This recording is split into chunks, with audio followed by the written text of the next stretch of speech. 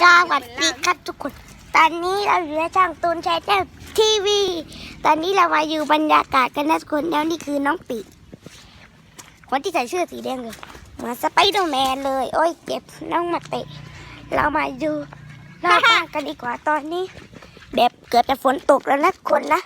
ตอนนี้เป็นฤดูฝนทุกคนต้องดูสุขภาพด้วยนะทุกคนนะอาจจะเป็นโควิดก็ได้ทุกคนนะเราเดินตามน้องไปกันนี่บรรยากาศรอบเราแล้วนั่นคือน้องที่เดินผิวน้ำอยู่แห่น้องเดินไปไกลมากเลยนะทุกคนนะไม่รู้รองเท้าเปียกค่ะตอนนี้หมากำลังเห่าแล้วทุกคนไปทุกคน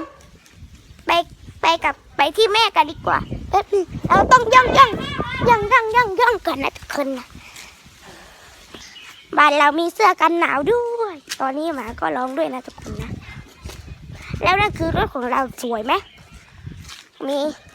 มีบรรยากาศแล้วตอนนี้น้องเกลียนก็มาแล้วนะทุกคนนะโอ้ยตอนนี้เราจะ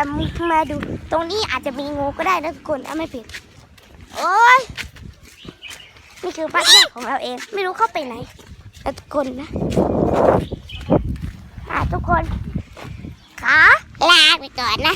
บายบายอย่าลืมกดไลค์กดแชร์และกดซับสไครบ์ด้วยบายบาย